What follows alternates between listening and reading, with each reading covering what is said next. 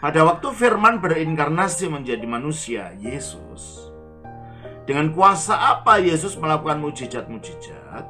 Padahal ia mengosongkan dirinya dan baru diangkat Tuhan oleh Bapa setelah kebangkitannya.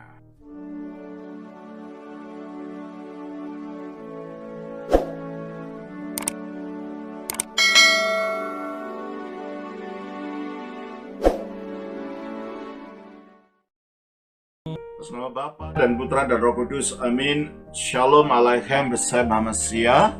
Selamat berjumpa kembali saudara dengan saya Archimandrit Romo Daniel Biantoro, Ketua Umum dan Pendiri dari Gereja Ortodoks Indonesia. Kita akan kembali kepada acara-acara kita, yaitu menjawab pertanyaan-pertanyaan yang saudara sudah kirim kepada saya. Tapi sebelumnya tolong subscribe, tolong klik itu loncengnya supaya saudara mendapat notifikasi ketika setiap kali kami mengunggah video baru, dan juga klik like-nya serta share dengan teman-teman saudara. Dan kalau saudara merasa terberkati dengan pelayanan ini dan ingin membantu perkembangan pelayanan ini, saudara ingin mempersembahkan sesuatu, saudara tolong kirimkan ke akun bank yang ada di bawah video ini. Dan jikalau saudara ingin belajar lebih lanjut dan ingin berkunjung ke salah satu dari cabang-cabang kami, saudara bisa melihat alamat-alamat gereja yang ada dan komunitas yang ada di belakang dari video, akhir daripada video ini nanti. Dan kalau saudara dan di tempat saudara belum ada, saudara ingin supaya di sana diadakan perintisan, saudara bisa telepon Romo Yakobus yang ada, dan nomor teleponnya di bawah ini juga, untuk mengatur bagaimana supaya kita melakukan ini. Terima kasih. Baik, kali ini pertanyaan datang dari Ibu Maudi Wulur. Ibu Maudi menanyakan, Romo, suami saya titip pertanyaan nih. Setelah ikut video Romo ada pertanyaan. Pada waktu Firman berinkarnasi menjadi manusia, Yesus, dengan kuasa apa Yesus melakukan mujizat-mujizat? Padahal ia mengosongkan dirinya dan baru diangkat Tuhan oleh Bapa setelah kebangkitannya. Terima kasih Bu Maudi, sampaikan kepada Bapak ya. Pada waktu Firman berinkarnasi menjadi manusia Yesus, memang betul dikosongkan artinya tidak dinampakkan. Sebab kalau dinampakkan, nanti kemanusiaan itu didominasi keilahiannya, maka kemanusiaannya tidak bisa menjadi kemanusiaan sempurna. Tetapi keilahiannya ya ada di dalam diri kemanusiaannya itu. Tetap ada, nggak hilang. Coba kita baca Kolose 2 ayat 9.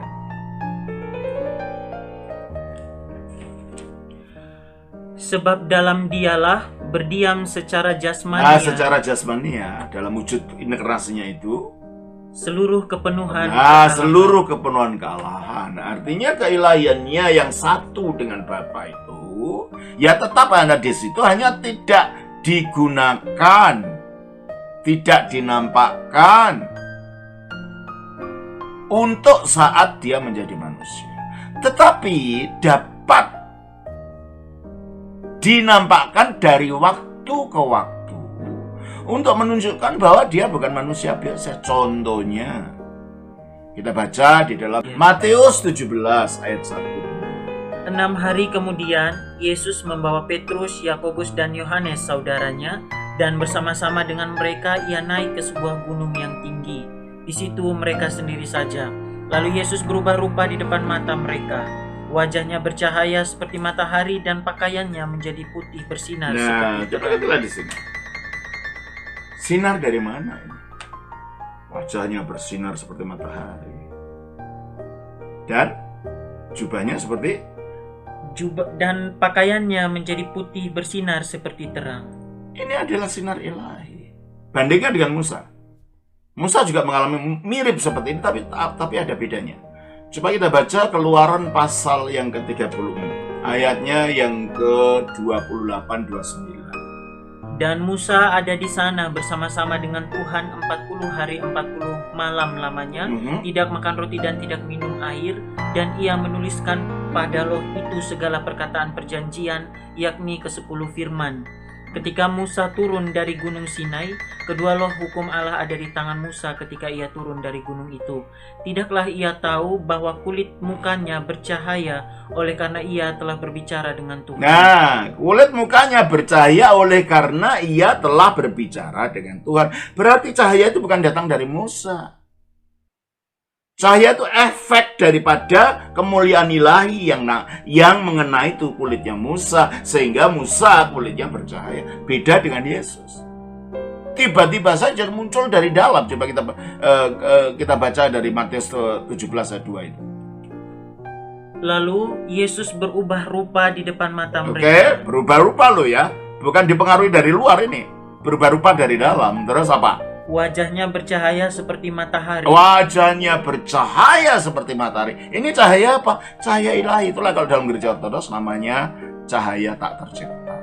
Penampakan dari energi ilahi yang ada di dalam dirinya. Terus? Dan pakaiannya menjadi putih bersinar seperti terang. Jadi kalau Allah itu berkuasa, menyatakan kuasa, biasanya kalau dia menyatakan diri, wujudnya sinar. Dalam perjanjian lama banyak itu. Tapi kalau dia melakukan karyanya, wujudnya mujizat.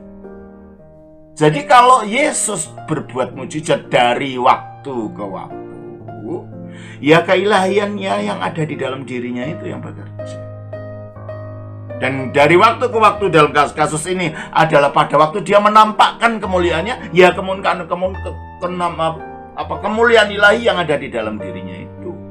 Bahkan pada waktu dia berbuat mujizat dikatakan begini, Lukas 8 ayat yang ke-43 sampai 44. Adalah seorang perempuan yang sudah 12 tahun menderita pendarahan dan yang tidak berhasil disembuhkan oleh siapapun.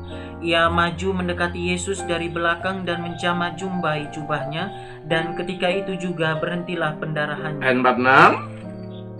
Tetapi Yesus berkata, ada seorang yang menjamah aku, sebab aku merasa ada kuasa keluar dari diriku. Nah, ada kuasa keluar dari diriku. Berarti kuasa itu ada dalam dia. Kuasa apa? Kuasa ilahinya yang tidak dinampakkan itu. Dikosongkan bukan berarti dihilangkan, enggak. Dikosongkan dalam arti tidak dimanifestasikan, tidak dinampakkan. Tapi masih ada di situ. Seperti dikatakan oleh Kolose 2 ayat 9 tadi. Karena dalam dialah berdiam secara jasmaninya, yaitu dalam wujud manusia itu, seluruh kepenuhan kealahan. Ya ada di situ. Hanya tidak dimanifestasikan. Dari waktu ke waktu dimanifestasikan. Seperti kasusnya di atas gunung itu, di mana itu nampak bersinar, dan kasus di mana kuasa keluar dari diri. Dan kemuliaan yang sama, cahaya yang sama, ini nanti pertama yang menerangi batin kita supaya kita mengenal Dia. Kita baca 2 Korintus pasal yang ke-4 ayat 6. Sebab Allah yang telah berfirman, dari dalam gelap akan terbit terang. Maksudnya Allah yang telah berfirman dalam Kejadian 1 ayat 3, dari dalam gelap terbitlah terang. Jadilah terang, maka terang itu jadi. Ya. Ia juga yang membuat terangnya bercahaya. Nah, ini berbicara terang duniawi ya, terang alam ini. Tapi ini juga ada terang yang lain. Ia juga yang membuat terangnya bersinar dalam kita. Jadi untuk percaya Yesus itu hati ini perlu dicerai. Dicerai dengan terang ilahi, terus terangnya bercahaya di dalam hati kita, supaya kita beroleh terang dari pengetahuan tentang kemuliaan Allah yang nampak pada wajah Kristus. Jadi terang kemuliaan Allah itu nampaknya di wajah Kristus itu. Dan para rasul mendapat hak istimewa dapat melihat terang itu dari gurunya. Dan terang yang sama ini, kemuliaan yang sama ini, yang nanti akan kita lihat pada waktu akhir zaman, di mana dengan dia kita melihat dia dalam keadaan sebenarnya dalam kemuliaan itu, kita akan diubahkan menjadi sama dengan dia. Coba kita baca dalam Yohanes 17 ayat 24. Ya Bapa, Aku mau supaya dimanapun aku berada, mereka juga berada bersama-sama dengan aku, mereka yang telah Engkau berikan kepadaku, agar mereka memandang kemuliaanku yang telah Engkau berikan kepadaku, sebab Engkau telah mengasihi aku sebelum dunia dijadikan. Agar mereka memandang kemuliaan. Kan? Agar mereka selalu bersama-sama aku di mana aku berada, agar mereka memandang kemuliaan. Memandang apa? Memandang sinar ini loh. Yang dilihat oleh para rasul pada waktu itu hanya sementara. Nah ini akan kita lihat terus-menerus. Loh kalau Musa hanya melihat 40 hari 40 malam, lalu wajahnya bercahaya. Dan nanti kita akan melihat kemuliaan yang sama yang nampak pada wajah Kristus itu terus-menerus, karena kita akan selalu bersama dengan Dia. Kita jadi seperti apa? Ya kita akan diubah menjadi seperti Dia dalam kemuliaan. 1 Yohanes 3 ayat yang kedua. Saudara-saudaraku yang kekasih, sekarang kita adalah anak-anak Allah, tetapi belum nyata apa keadaan kita kelak.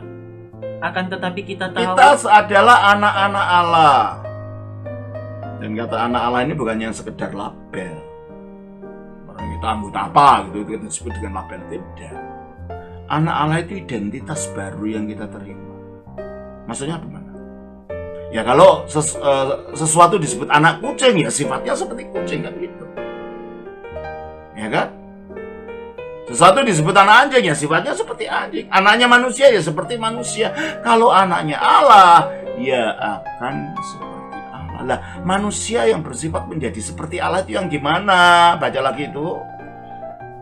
Akan tetapi belum nyata apa keadaan kita kelak. Kita belum tahu karena belum pernah lihat.